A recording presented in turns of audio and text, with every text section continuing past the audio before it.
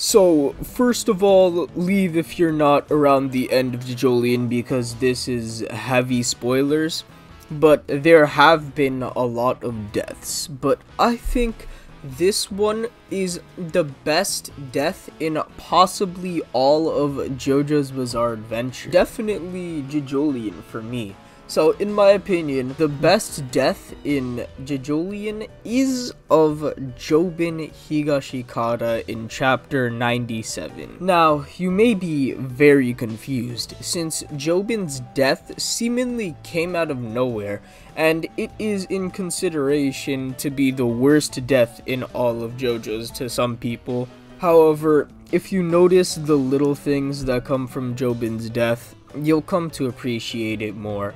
Specifically, the exact scene of his death, which I consider to be right when he walks out of the hallway from a room. Once Mitsuba tells Jobin about the head doctor and how the calamities work, Jobin tells Mitsuba how much he really cares for her. It does seem a bit random, but I think it's because Jobin knew the tight situation that he was in and that there was possibly a way that he could die from this. So he just wanted to tell Mitsuba that right away. So then after this amazing quote from Jobin, he walks out of the room into the hallway and then looking at the scene of where he's currently in by checking out the cameras.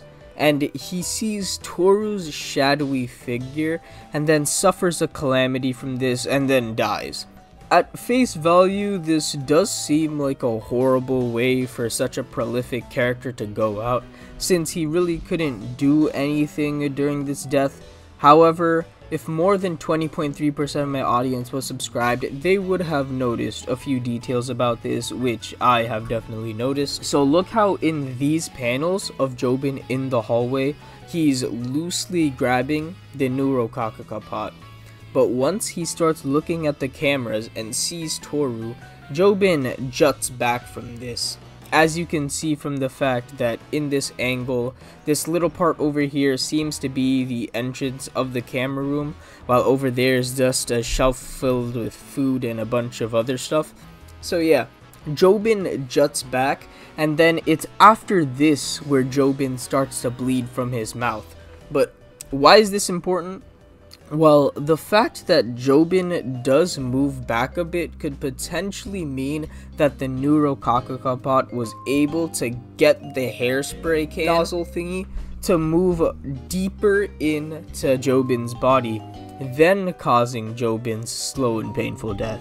Since this panel of Jobin does make it look like Jobin is clutching the new Rokakaka pot, it's possible that the pot moved in a way that pushed in the hairspray nozzle. So maybe in this scene, the calamity wasn't just that the hairspray can nozzle started to make Jobin bleed, but it was the fact that the Rokakaka pot pushed into Jobin, causing the hairspray can nozzle to go deeper into Jobin and then killing him. However, even if you don't consider this as a real reason for some reason, there is this panel over here which occurred from just Jobin struggling with the fact that he was severely bleeding. In this frame, you could clearly see the new Rokakaka pot crushing Jobin, making a whole new pool of blood that just splattered over him. Now, the Rokakaka pot is right above Jobin in this scene, and so it does show amazing symbolism for Jobin as a character, and is quite a good end for him as a character in my opinion, because the Rokakaka pot is the one that killed him. You could see that it's suffocating him right now, and the whole new splatter of blood was definitely the thing that ended him, or made it very close to ending him. And so the Rokakaka pot itself is the thing that really killed him.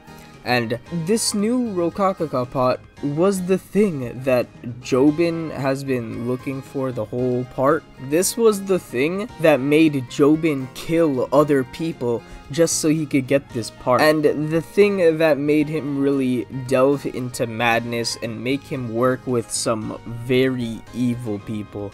because the very thing that would end his life is the thing that he was searching for and kept through evil means. And that, in my opinion, just makes Jobin's death one of the greatest in all of JoJo's Bizarre Adventure.